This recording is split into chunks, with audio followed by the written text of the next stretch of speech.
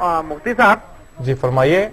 हमारा एक सवाल था जी ये जुम्मे का रमजान के महीने में हमारा बच्चा पैदा हुआ तो रमजान का पहला जुम्मा है तो क्या नाम रखना?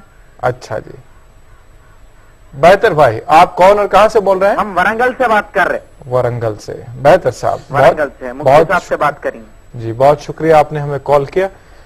मदनी साहब ये बताएं कि रमजान के पहले जुमा को कोई लड़का तवल्लुद हुआ है तो कोई खास नाम रखा जाए या दिनों की मुनासिबत से कोई खास नाम रखा जाए या महीने की मुनासिबत से कोई खास नाम रखा जाए?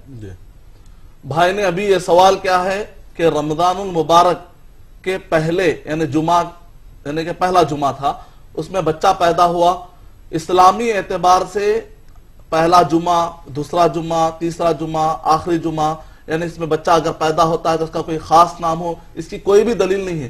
कुरान मजीद की कोई आयत भी नहीं है इस बारे में और कोई हदीस शरीफ भी नहीं है।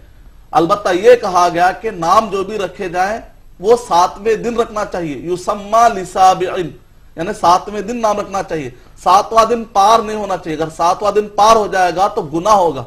तो इस वजह से 7वें दिन बच्चे का नाम रखना चाहिए, ऐलान कर देना चाहिए, जो जिनसे भी आप मिले ऐलान कर देना चाहिए।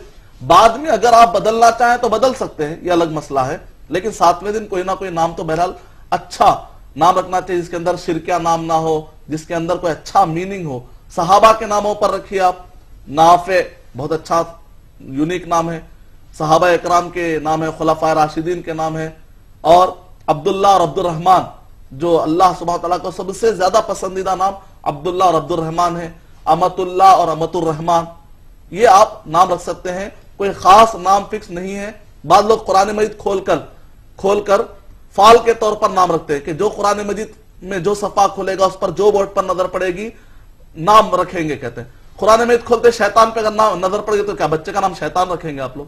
तो ये सब बेकार बातें हैं। नबी अकरम सल्लल्लाहु अलैहि वसल्लम जमाने में ऐसे जिल्द वाली किताब में कोई कुरान मजीद यानी मुसहफ नहीं था, तो लिहाजा फाल का जो नजरिया है बात का है। नबी अकरम सल्लल्लाहु अलैहि वसल्लम जमाने में ऐसी कोई दलील नहीं मिलती। उम्मीद का आपका जवाब मुकम्मल।